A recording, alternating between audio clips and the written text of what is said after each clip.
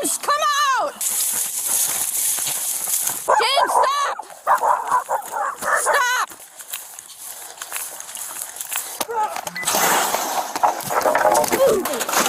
Turn over!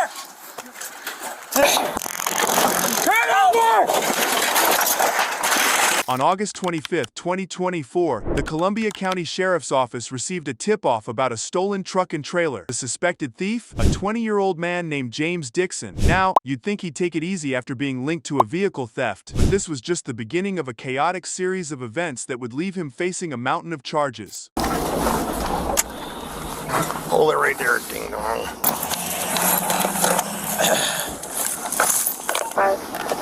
You want me in the car?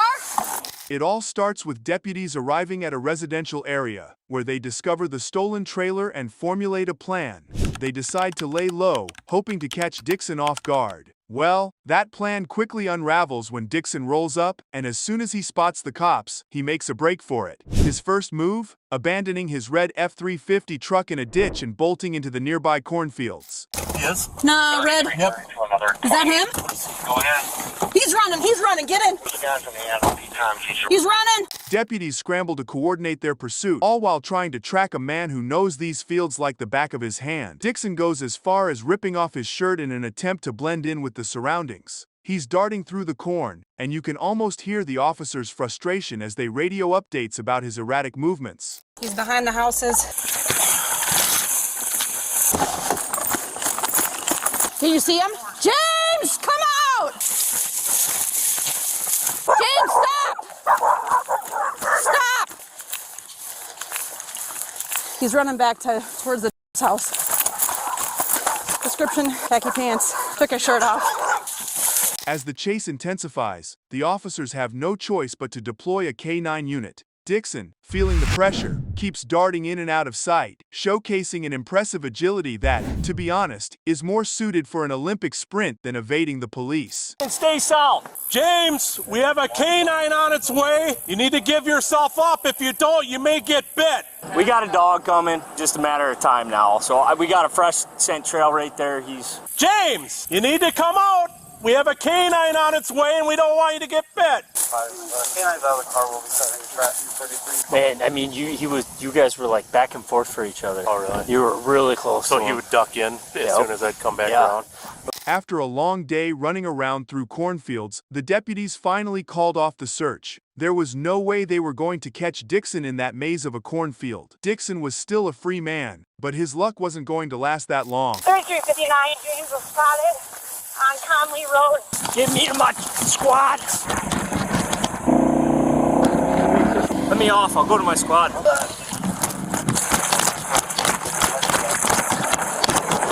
The next day, deputies finally catch up to him. Dixon had stolen yet another vehicle, and the chase was on. You'd think common sense would have kicked in, but Dixon wasn't going down without a fight. 3330, 1080. He's rapidly approaching 80 miles per hour. For 43, we are on the gravel.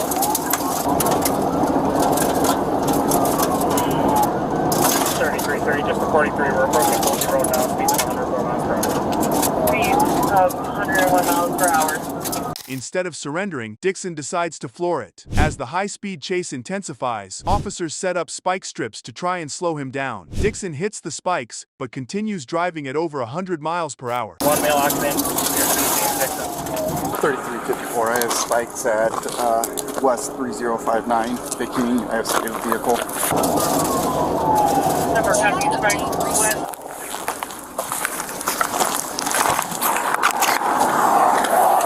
Spikes hit. 330, pure spikes hit. In a last-ditch effort to lose the cops, Dixon tries his previous tactic once again, going off-road, ditching the vehicle and running through the cornfields. But the officers weren't going to be outsmarted by the same trick 2 times in a row. 3330, 1050. 1050. 3330. He's driving through the cornfield.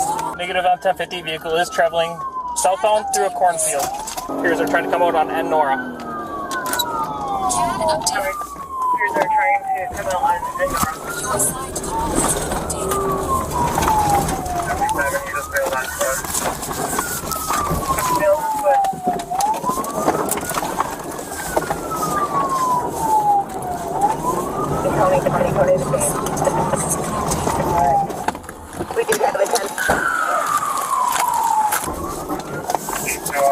After quite literally giving the officers a run for their money, Dixon is finally surrounded. But in a surprising twist, he still tries to make a run for it. The officers, clearly out of patience, are forced to use tasers.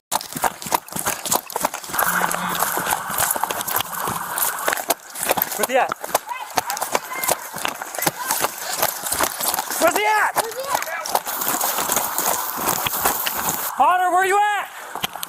Show me your hands! Show me your hands now! Show me your hands! Yeah. Get down on the ground! Get down on the ground!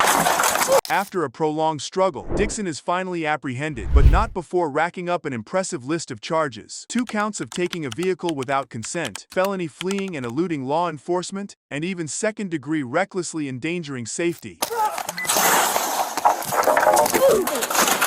over! Turn over!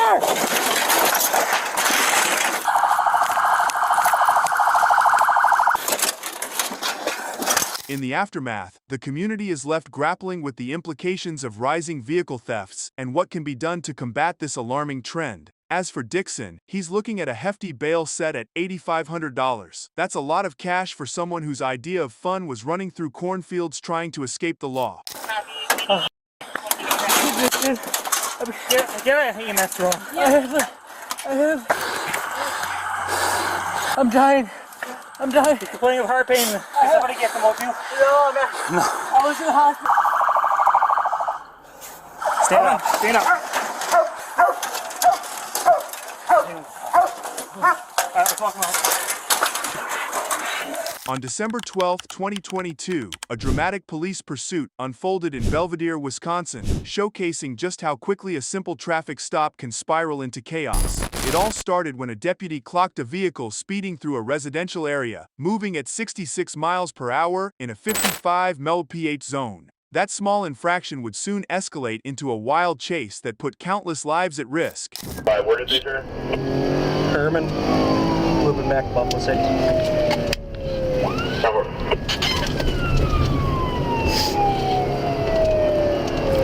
As the deputy activated the radar unit and attempted to pull the vehicle over, the driver, a 24-year-old named Jordan, had other plans. Instead of slowing down, he hit the gas and took off, quickly exceeding 120 miles per hour. Permission to continue into the city. What are the speeds? 50 miles an hour right now. We're just coming past the cemetery.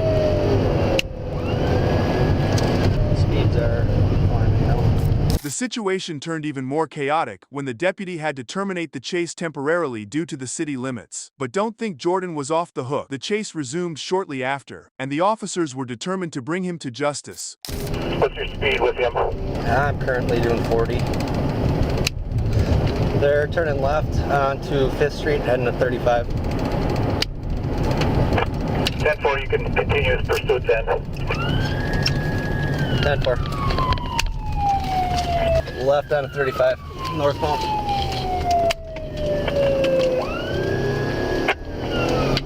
They're still northbound. During this wild pursuit, Jordan exhibited alarming behavior. Not only was he driving dangerously fast, but he also backed his vehicle into the squad car in a last-ditch effort to evade capture. Adam Frank Victor 7935, Adam Frank Victor 7935, 1050. Elmon disabled. At this point, it was evident he was out of control. The officers were left with no choice but to employ a pit maneuver, a tactical driving technique used to stop fleeing vehicles safely.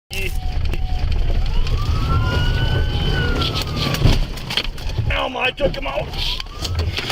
Hands up! Get your hands up now! When deputies finally managed to pull Jordan from the vehicle, the offenses just kept racking up for Jordan. They discovered a firearm inside the car and were hit with the unmistakable odor of marijuana. Show me your hand! Don't move! Don't move! Anybody in the back seat? Don't move! I'm not. Don't move! Hey, I want to let you know right now. Yeah. Don't move I'm your not. hands. There's a gun in my pocket. He advises he has a gun. It's loaded. Keep your fucking hands up! Don't move! Put your phone down. Just give me your phone. Here. Just don't move! Put your hands up! Right there. Put your hands up! Touch the ceiling! I got you. Okay? I got you. Still don't move! Here. I'm gonna take your seatbelt off. Yeah. Here, get it. Get it Where's out of my pocket. Woo! It's in a holster. I have a valid CCW. As a result of his actions, Jordan faced a bunch of charges, including felony counts for fleeing and possession of THC, his second offense, no less. In the legal aftermath, he pled guilty to vehicle fleeing and eluding an officer. Thankfully, no one was hurt during the high-speed chase, but the potential for disaster was present throughout the entire incident. I'm coming. Get out! Yes, sir, I'm coming. You're out of the car. Put your ass over now. That's ridiculous. Sir, may I say that this is not his fault? I don't care, man. This is my fault. like that. Okay? I know, sir. Jordan ended up on 3 years of probation, with strict conditions barring him from consuming alcohol or controlled substances. Financially, the repercussions hit him hard as well. He faced over $2,500 in fines, most of which stemmed from traffic violations. Okay, I'm just gonna make sure you don't have anything in your waistline. Anything in your shorts? No, sir. They're just plain basketball shorts. Yeah, there's pockets, right? Yes, sir, there is. That isn't. Okay. On the ground here to the left of my foot. I was able to back up a little bit and get out of my squad. I'm gonna put this in your wallet then. Okay. I'm sorry about this. This was stupid and that was my decision. It was very stupid. Very stupid. Put ourselves and other people at risk for their lives, man. Come on. You know. Hop in. Anything? The two vapes in the cup holder are mine. Okay, the one with weed in them? Yes, sir. Hands up! I'm up by you, I'm up by you. Face away from me! One at gunpoint. In July 2022, Wisconsin state troopers and deputies from nearby counties became part of one wild pursuit. The suspect? A gray Dodge Charger, zipping across the highways near Eau Claire, Wisconsin, with Illinois plates and a driver clearly determined not to go quietly. Just 1050 down. Just 1050 down at 140.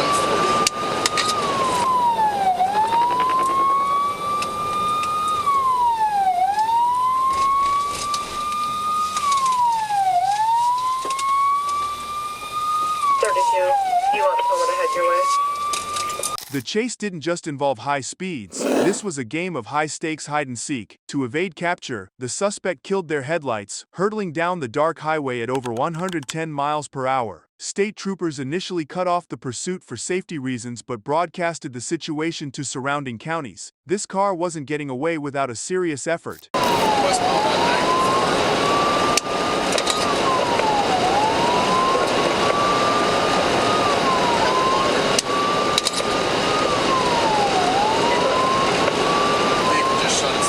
Soon, a second trooper spotted the vehicle speeding past with its lights off, nearly colliding with him. That close call triggered a renewed pursuit, and the chase kicked into high gear.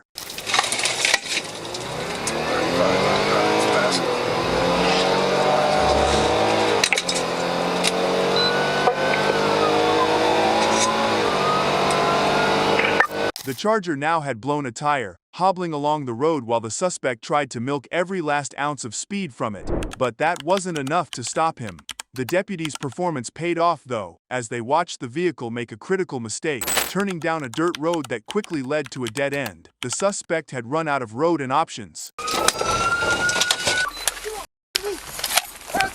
I'm up by you, I'm up by you. One at gunpoint. With no choice left, the driver, now cornered, stepped out, hands up, clearly knowing the gig was up. The officers didn't take any chances though, ordering him to keep his hands in the air and slowly spin around. They followed standard protocol, waiting for backup before moving in to ensure no hidden surprises. Only once a second car arrived did they instruct the suspect to walk backward toward the officers. Okay? Walk backwards to the sound of my voice. Keep going, stop, take 3 steps to your right. Keep your hands up. Keep going to your right. Keep going. Now stop. Walk back towards me. Keep going, keep going. I'm gonna keep lethal on him. All right, I'm gonna transition. Keep looking forward. Don't look at me. Get down on your knees. Put your hands behind your head. Cross your ankles. All right, good? Good. Hands behind your back. After securing Langston and confirming the car was clear of any additional passengers or threats, the officers took a deep breath. Yet while the chase was over, the real spectacle was about to unfold, not on the highway but right there in the back of the squad car. Langston, realizing his night had ended with a trip straight to jail, began pouring out his version of why he ran. 10-4, thank you. All right. Listen, hold on, man. I don't know why you're on. Okay, listen. Oh my gosh. Real quick. The only reason I didn't pull over, bro, I just bought this car, bro. I've been going through hell and back, bro. What's your name, I just got my car back, bro. The only reason I didn't get pulled, the only reason I didn't want to pull over, bro, I swear to God, bro. I've been, I have a valid license, and when it pops up, it says invalid for a insurance ticket. That I had insurance. My mom, I was driving my mom's car at the time. I'm not a criminal. I just, listen, I didn't want my car. I just wrecked my car, bro. I did all this for that car, bro. My dumb ass, bro. I'm so scared of going to jail, bro. I just wrecked my car, bro. Listen. I'm so scared, bro. I just up the car. I just went to jail, and nobody still had the car. Listen. Oh, I had a car. I'm going to jail. Gotta take a couple. His tone wasn't defiant or smug. He was frantic, remorseful, his words tumbling out in a chaotic, desperate attempt to explain what couldn't be easily explained. The officers, of course, listened. But this wasn't their first rodeo, and Langston's story of star-crossed love wasn't going to change anything at this point. All right, I'm just going to read these. You have the right to remain silent. Anything you say can and will be used against you in the court of law. You have the right to talk to your lawyer and have him present with you while you're being questioned. If you cannot afford to hire a lawyer or want to be appointed to represent you before any questioning if you wish, you can decide at any time to exercise these rights, not answer any questions or make any statements. Do you understand each of these rights as I've explained to you? Yes, sir. Okay. Having these rights in mind, do you wish to talk to me now? Yes. Okay. Is it like, can you just tell me 100%, like, what's the highest charge up for I'll give you it all, okay, real quick. What's the highest? I mean, right now you're under arrest for felony eluding, and for 3 different cases, it sounds like, one out of Eau Claire County, one with Deputy David here, and then one with me. They're all 3 different pursuits. Yep. Okay, so here's the one thing, man. Where are you coming from tonight? Where were you ultimately driving from? You would not believe why I'm out here, bro. You would not believe this story I'm doing right now. You hit me with it. You would not believe this, bro. Hit me with it. Me and my girlfriend broke up, bro. I said some I did mean, bro, and I'm a real person that just like want to keep good connection with my people, bro. My people told me leave the girl alone, right? But as Langston's story came out in fragments, one thing became clear. He truly regretted his choices that night. Repeating over and over that he should have just pulled over, he seemed almost shocked by his own actions. I came out here to Milwaukee, no, to Minneapolis for my girlfriend, and she was out here. She went to go visit her cousin. A lot of dumb. I said some. She was mad at me. She was trying to hold it off on me for a long time for me to see her again. I'm like, you don't know when tomorrow's promised. Life is short. I gotta come out there and make it right now. This sound like some movie. I swear to God, but on Jesus Christ, this is the truth. I came out here, a bag of weed, and just came here to say sorry to my girlfriend and tell her I love her, and now I don't want her to think I don't love her, and I'm sorry for whatever I did wrong. And like I just came out here to tell my girl I love her. I swear to God, oh Jesus Christ, bro. So you're heading back from Minneapolis? I'm coming back from Minneapolis. Just how come you're driving no headlights on it? Why are you driving so fast and erratic? What's going on with that? It wasn't the headlights was I was trying to see which headlights was on. His voice, initially panicked and defensive, softened into something almost heartbreaking as he realized the gravity of the charges he now faced. The realization hit him in waves. He had turned a simple traffic stop into a multi-county pursuit, damaged his car, and landed himself in serious legal trouble. And for what? To save face, avoid a minor ticket, maybe impress his ex? All right, so what we're gonna do is there? I mean, you got that's not looking good right now. I'm keeping it 100 with you. You can't do that. I can't beat this case. I mean, okay. If you pull over right away, that'd have been like a ticket. If I'm guilty for this, I'm not looking at. I don't know. We're not judges. Yeah. Like we can't tell you that. I mean, but I'll tell you if you would have just pulled over with no license, you know what you would have got? A ticket. Yeah, an expensive ticket and a suspension on your license. Damn. Probably wouldn't even towed your car, man. But you did all this, right? And like you made it so dangerous for every other person on the roadway just with your driving, not even being chased. You created this scenario. Trying to elude us like that, because I mean, I know like how Chicago and Minneapolis works. The cops there, like, listen to me for a second. The cops there, when you turn off your lights and stuff like that, they'll terminate the pursuit, right? We're not going to do that here in Wisconsin. We're going to keep chasing you because now you're a danger to the public, right? In the end, the officers handled Langston with a mix of professionalism and understanding. They'd done their job, safely taking him into custody without anyone getting hurt, and now they listened to his remorseful explanations with the kind of patience that only comes from experience. You guys really y'all never gave me a ticket, bro. I went to jail, got out tomorrow. This year, bro. Now you gotta sit. This is my biggest I ever went through in my life, bro. This is gonna be the biggest obstacle. Why did I do this to myself, bro? Like, I take care of my grandma, bro. I'm a good, like, it make me look bad, You ain't smoked any bro. weed today, have you? Bro, I don't do it, bro. I just... You wanna put your shoes on? Bro, I came in here for my girl. I came in here in jail, bro.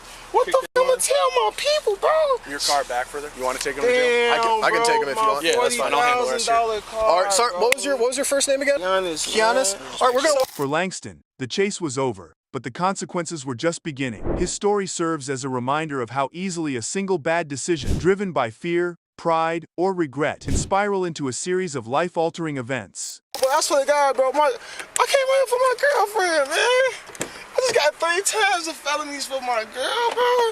This. Do you have a wallet and a phone in the car? I have a phone in the car. Is the phone the Supreme case one? I have 4 phones. Yeah, you got a bunch of them in there. That's all yeah. You wanna hop in there, man? Oh, that's what y'all think I said. Okay. Well, yeah, I mean, and a lot of phones tends to be indicative of criminal activity. Okay. You know? I'm scared as hell, bro. I'm gonna keep it real with you, officer, bro. I'm still like a kid in the mind, bro. I'm not even gonna lie, bro. I look old as hell, bro, but I'm like kind of like young as hell in the head, bro. I just wanna know, like, on some real, like, when you get this type of going on, bro, like, I'm looking at years, ain't I? I can't tell you that. I have no idea. That's up to the judges. Like, you're gonna need to talk to a lawyer about, man. I can't give you legal advice, brother. But